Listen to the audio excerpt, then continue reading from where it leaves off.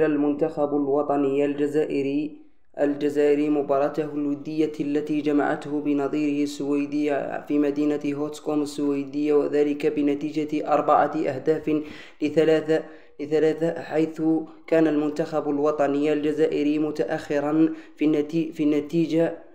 النتيجة في بداية الشوط الثاني ب4 أهداف ل0، لكنه عاد بقوة في 25 دقيقة الأخيرة من المباراة، حيث سجل أهداف المباراة للمنتخب السويدي ستامبري وكيم سيما سجل هاتريك، فيما سجل أهداف في المباراة لصالح المنتخب الوطني الجزائري رامي بن سبعيني ونبيل بن طالب، وكذلك إسماعيل بن ناصر.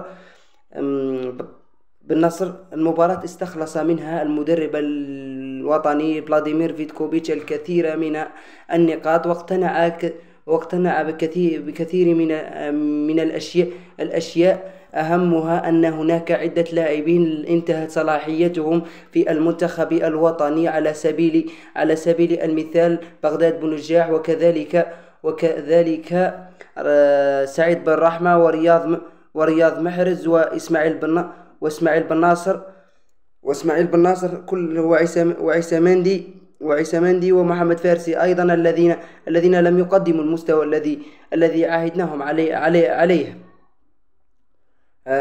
فيما استخلص كذلك فلاديمير فيتكوفيتش عدة نقاط إيجابية، وهي ردة الفعل التي شاهدناها من طرف المنتخب الوطني الجزائري، حيث قلنا بأن المنتخب الوطني الجزائري كان متأخرا في النتيجة ب4 أهداف ل0، وكانت له ردة فعل قوية جدا، وكاد أن يعدل النتيجة في آخر الدقائق لولا الفرص التي ضيعها بغداد بنجاح. 3 فرص حقيقية ضيعها بغداد بنجاح.